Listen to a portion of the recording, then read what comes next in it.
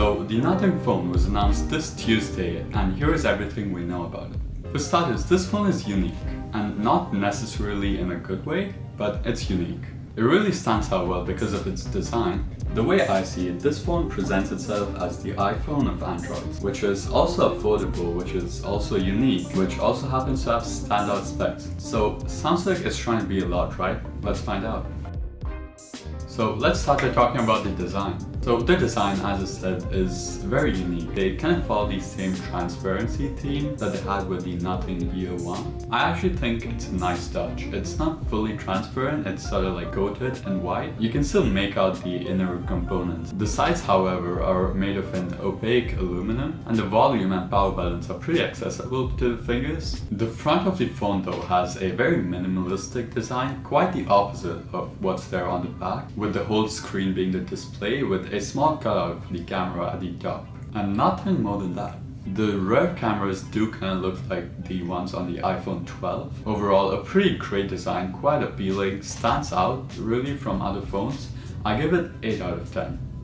So now the glyph interface, probably the thing that sticks out the most. I actually find this really interesting. It's a bit cut out, yeah. So the glyph interface is the set of LEDs used at the back of the phone.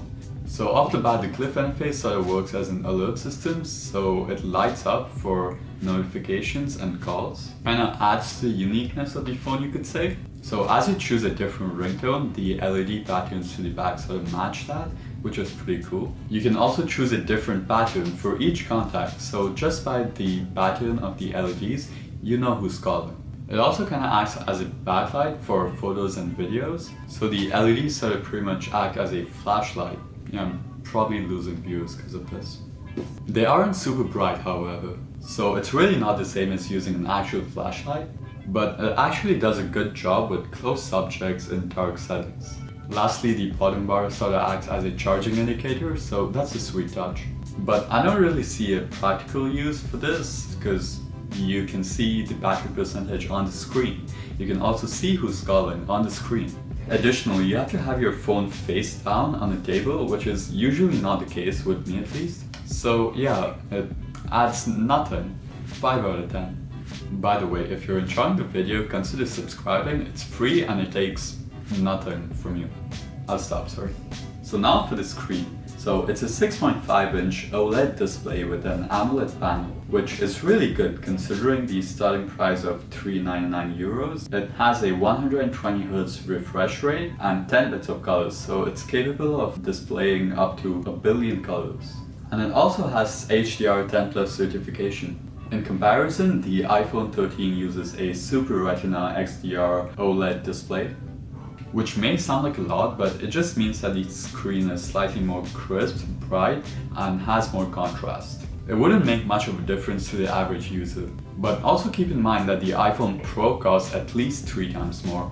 So overall, the screen is decent for watching videos and gives a pleasant viewing experience. There's nothing more I can say about the screen because I haven't really tested hands-on, so from the specs and what I've heard, I give it 7 out of 10.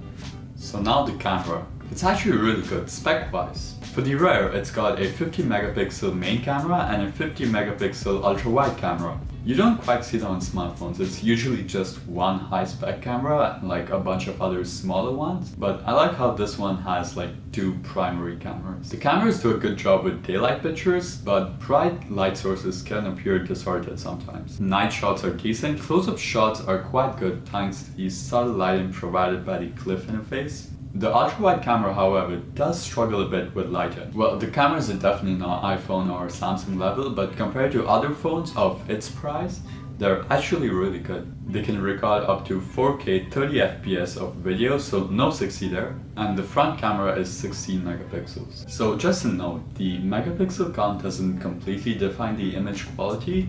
Take for example the iPhone 13 Pros, which have 12 megapixel sensors, yet somehow take some of the best videos. See what I mean? Overall camera is 8 out of 10. Now the processor. Yeah, so here's where things fall a bit.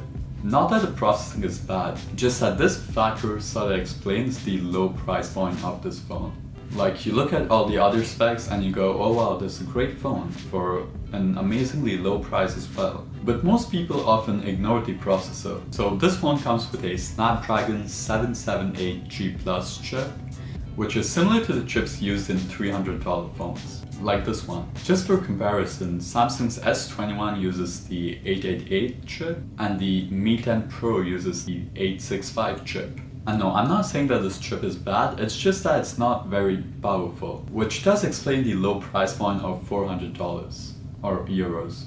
They're the same thing. So even though you got like a really good screen, really good cameras, the processing is lacking. You can watch movies and videos no problem, but when it comes to graphic intense gaming, for example, yeah, no, this ain't gonna handle that. 6 out of 10. So battery, we get a 4500 milliamp hour of capacity. The phone supports 33 watts of fast wired charging and 15 watts of wireless. It does support reverse wireless charging, so if you just flip your phone and place like the Nothing Ear ones on here, it should wirelessly charge.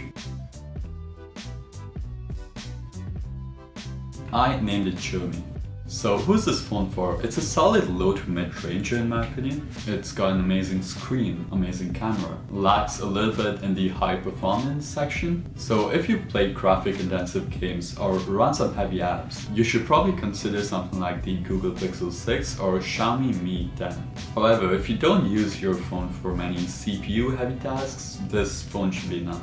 And you don't care about the slightly poor camera quality, then this phone is perfect. So this concludes it. Hope you guys enjoyed. Subscribe if you liked it for more content. This is Amarty and I'll catch you all in the next one.